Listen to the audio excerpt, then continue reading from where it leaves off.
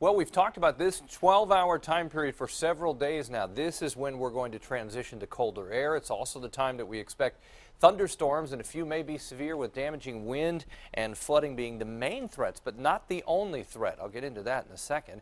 We set up a much colder situation starting tomorrow as a colder air sweeps in behind the thunderstorms, which become more numerous through the evening hours, but especially after midnight. That would be prime time for the strong line of storms to move through.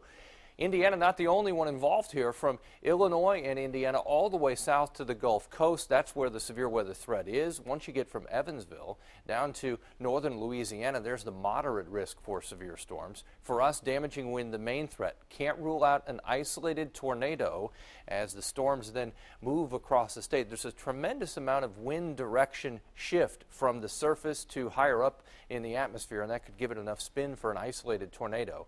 But again, we're worried more about damaging wind and rainfall, which may exceed 2 inches in spots. Let's go through the timeline. 11 o'clock tonight, the line of storms lining up in eastern Illinois and western Indiana. We take this in 2-hour time periods. 1 o'clock in the morning, thunderstorms from Peru to Indy to Bloomington down to Evansville. 3 o'clock in the morning, kind of losing a little intensity, but still very heavy rainfall here, and the big push of wind in that in the eastern portion of the state. Then we get to 5 o'clock. You can see a line still snaking south and east and into the Buckeye State. For us then, it just turns colder with strong winds. Let's take a closer view of the same timeline. 1 o'clock in the morning, thunderstorms through Indy. 3 o'clock, the line into eastern Indiana. 5 o'clock, right along the state line. And then we've still got rain at 7, but the overall intensity is certainly let up. Look at the temperatures. The plume of warmth all the way up to Cleveland. They're at 60 degrees at 7 a.m. There's the cold side.